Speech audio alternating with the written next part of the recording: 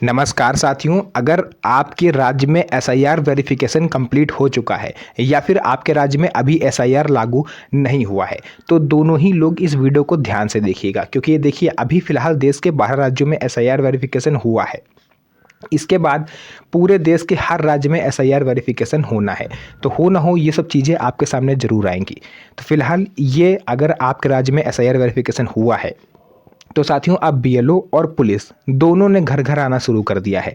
आपसे तरह तरह के डॉक्यूमेंट मांगे जा रहे हैं, तरह तरह की प्रक्रियाओं से आपको गुजरना पड़ रहा है। तो आपके लिए वाकई थोड़ा सोचने वाली बात ज़रूर है। तो चलिए वीडियो को हम आज स्टार्ट करते हैं और आपको वो सभी चीज़ें बताते हैं जो बीएलओ और पुलिस आपके घर पर आके कर सकते हैं। तो चलिए वीडियो को स्टार्ट करते हैं।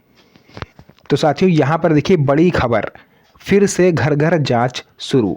यानी अगर आप उस राज्य से हैं जहां पर एसआईआर वेरिफिकेशन हो के उठा है तो घर घर जांच प्रक्रिया शुरू हो चुकी है। बीएलओ, कुछ जगहों पर पुलिस की टीम भी एक्टिव हुई है। अब सवाल ये है कि बीएलओ किसके घर पर जाएंगे और पुलिस वाले किसके घर पर जाएंगे, क्योंकि दोनों ही लोगों ने इस टाइम कमर कस ली है और सत्यापन जोरों पर है। तो किन लोगों को टेंशन लेने की ज़रूरत है और किन लोगों को परेशान होने की ज़रूरत नहीं है, सभी चीज़ों पर आज हम डिस्कस करेंगे। ये वीडियो आपके लिए इसलिए ज़रूरी है क्योंकि इसमें उन सभी राज्यों का जो भी न्यूज़ है वो कवर करा गया है जहां पर एसआईआर वेरिफिकेशन होकर उठा है और अब उन मतदाताओं का सत्यापन किया जा रहा है जिनका नाम इसमें से कट गया। सभी को हियरिंग पर बुलाया जा रहा है, चुनाव आयोग की तरफ से नोटिस भेजा जा रहा है। तो ऐसे में करना क्या है, सबसे बड़ा सवाल ये है। 6 जनवरी 2026 ये डेट इसलिए महत्वपूर्ण है क्योंकि इस दिन एसआईआर की ड्राफ्ट लिस्ट जारी हुई। अकेले यूपी की अगर हम लोग बात करें तो 2,89,00,000 मतदाताओं का नाम सूची से कट गया। नाम क्यों नहीं आया ड्राफ्ट लिस्ट में, ये भी बड़ी बात है कि आखिर नाम कटा क्यों। तो जिन्होंने एसआईआर फॉर्म सही तरीके से नहीं भरा उनका नाम कटा है। जिन्होंने डॉक्यूमेंट नहीं लगाए, मांगा गया था 2003 की वोटर लिस्ट में नाम नहीं था तो 12 दस्तावेजों में से कोई एक दस्तावेज आपको देना था जो सुप्रीम कोर्ट ऑफ इंडिया ने बताए थे, बट वो भी बहुत से लोगों ने नहीं दिया। तो ऐसे लोगों का नाम जो है कैंसिल हुआ है। जिनका नाम 2003 की वोटर लिस्ट में था उनका भी यहाँ पर एसआईआर फॉर्म जो है वो कैंसिल हुआ है। क्यों हुआ है वो भी रीज़न मैं भी आपको बताऊँगा। अब बात आती है कि बीएलओ किसके घर पर जा रहे हैं और पुलिस वाले किसके घर पर जा रहे हैं। तो यहाँ पर पहले बात करेंगे कि बीएलओ किन किन क्षेत्रों में किन किन लोगों के घर जा रहे हैं।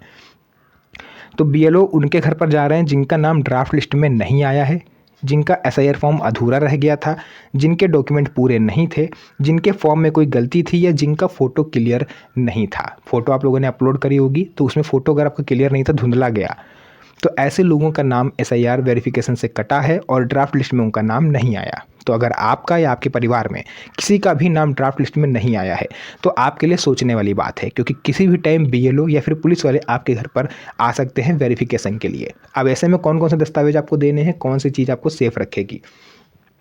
तो बात कर लेते हैं पुलिस की कार्रवाई की। सवाल ये आता है कि पुलिस कहाँ कहाँ जा रही है। तो शुरुआत में पुलिस सिर्फ झुग्गी झोपड़ी इलाकों, अवैध बस्तियों और संदिग्ध इलाकों में ही जांच कर रही थी कि हो सकता है कोई वहाँ पर घुसपैठिया हो, और वहाँ पर जांच पूरी होने के बाद अब जांच का दायरा बढ़ाया जा रहा है। जी हाँ साथियों, पुलिस जो है अब अपने जांच का दायरा बढ़ा रही है। झुग्गी झोपड़ी के आसपास से गांव भी लिए जा रहे हैं, पास के रियासी इलाकों और सीमावर्ती और संवेदनशील क्षेत्रों में पुलिस जा रही है। यानी ऐसे क्षेत्र जहां पर छोटे छोटे मकान बने हुए हैं, लोग बड़े कंजेस्टेड होकर रहते हैं, तो ऐसे में पुलिस को ये शक है कि घुसपैठिए इन्हीं में कहीं छुपे हुए हैं। इसलिए दस्तावेजों की जांच के लिए पुलिस आपके घर पर आ सकती है। साथियों ये तो हो गई एक अलग चीज़। इसके अलावा अब मैं आपको यहाँ पर बहुत ही महत्वपूर्ण चीज़ बताने जा रहा हूँ, ध्यान से सुनिएगा कि किन लोगों को चिंता नहीं कर रही है। जिनके पास पूरे और सही दस्तावेज हैं, जिन्होंने एसआईआर फॉर्म सही तरीके से भरा था और ड्राफ्ट लिस्ट में नाम भी आ चुका है, तो ऐसे लोगों को परेशान होने की ज़रूरत बिल्कुल नहीं है। परेशान होना उन्हें है जिनके डॉक्यूमेंट अधूरे थे, जिन्होंने अपने डॉक्यूमेंट नहीं दिए या फ़ोटो वगैरह क्लियर नहीं आई है, ऐसे लोगों को परेशान होने की ज़रूरत है। बाकी डिटेंशन कैंप हर उस राज्य में बनाए जा रहे हैं जहां पर घुसपैठियों की पहचान चल रही है। अभी शुरुआत यूपी से हुई है, लेकिन धीरे धीरे इसे पूरे देश के हर राज्य में फैलाया जाएगा, क्योंकि डिटेंशन सेंटर बनना स्टार्ट हो चुके हैं। सरकार घुसपैठियों को उनके देश भेजने के लिए प्रतिबद्ध है। इसके अलावा आगे क्या आने वाला है, देखिए सभी लोग जानते हैं कि एसआईआर के बाद आगे चल के एनआरसी भी हो सकता है। जैसा कि गृह मंत्री ने पहले ही कहा था कि जब पूरे देश में एसआईआर कंप्लीट हो जाएगा उसके बाद हम एनआरसी भी लागू कर सकते हैं, उस पर भी विचार किया जाएगा। तो ये कहना बिल्कुल नाइंसाफ़ी होगी कि अब एनआरसी नहीं होगा। एनआरसी किसी टाइम कभी भी लागू हो सकता है। तो ऐसे कौन से डॉक्यूमेंट हैं जो आपको इन सभी चीज़ों से सेफ रखेंगे। डॉक्यूमेंट की एक लिस्ट मेरे पास है, उसे कहीं पर नोट कर लीजिए, बहुत ही काम की चीज़ है। सबसे पहले जन्म प्रमाण पत्र आपके पास होना चाहिए, अगर नहीं है तो कोर्ट के द्वारा एफिडेविट से आप बनवा सकते हो, उस पर मैंने ऑलरेडी वीडियो बनाया हुआ है। Aadhaar card, voter ID card, ration card, PAN card, passport, 10th class की मार्कशीट, निवास प्रमाण पत्र, घर मकान की पुरानी रजिस्ट्री, ये सब अगर आपके पास है तो आप पूरी तरह से सेफ़ हो। फिर सरकार चाहे एनआरसी कराए चाहे एनपीआर कराए, आप पूरी तरह से सेफ़ रहोगे, आपको कोई परेशान करने वाला नहीं है। तो ये हो गई टॉपिक की बात। अब यहाँ पर मैं आप लोग से 2 मिनट चाहूँगा, क्योंकि मैं यहाँ पर कुछ बहुत बेहतरीन आप लोग के लिए लाने वाला हूँ मतलब ला चुका हूँ। साथियों, मैं पिछले कई महीनों से एक चीज़ नोटिस कर रहा हूँ कि लोगों को जानकारी नहीं होती है दस्तावेज़ों के बारे में, कि कौन कौन से ज़रूरी दस्तावेज़ हैं, कौन कौन से सरकारी डॉक्यूमेंट हैं, कौन कौन से सरकारी कार्ड हैं, उन्हें कैसे बनवाना है, क्या क्या दस्तावेज़ लगते हैं उन्हें बनवाने में, कौन कौन से विभाग में जाना पड़ता है ना। सीनियर सिटीजन सबसे ज़्यादा परेशान रहते हैं कि हमें अपना आयुष्मान कार्ड बनवाना है, कैसे बनवाएं, कैसे कैसे दस्तावेज लगाएं, लिस्ट में नाम नहीं है तो क्या करें, है ना। पीएपीओ कैसे ट्रांसफ़र करवाएं पेंशन का, उसके अलावा सीनियर सिटीजन कार्ड कैसे बनवाएं, मतलब बहुत सी ऐसी चीज़ें हैं। बैंकिंग का लाभ कैसे लें, तो उन सभी को मैंने एक संपूर्ण गाइड में तैयार किया है।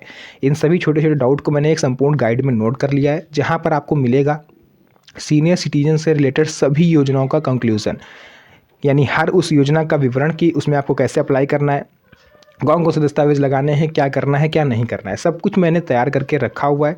अगर आपको वो बुक चाहिए तो आप नीचे कमेंट सेक्शन में आप जाओगे या फिर आप डिस्क्रिप्शन में जाओगे तो वहाँ पर मेरे व्हाट्सएप चैनल का लिंक है, आप उसको ज्वाइन कर लीजिएगा और वहाँ पर आपको ये बुक दे दी जाएगी बहुत ही कम दामों में। तो साथियों, जो भी चीज़ें थी मैंने आपको यहाँ पर पूरा क्लियर बताया। वीडियो पसंद आई हो, वीडियो को लाइक करके चैनल को सब्सक्राइब जरूर करें, क्योंकि इस तरह की वीडियोज़ मैं आपके लिए बनाता रहता हूँ। तो मिलेंगे आप सभी से नेक्स्ट वीडियो में एक और अच्छी इंटरेस्टिंग मज़ेदार वीडियो के साथ। तब तक के लिए धन्यवाद। जय हिंद।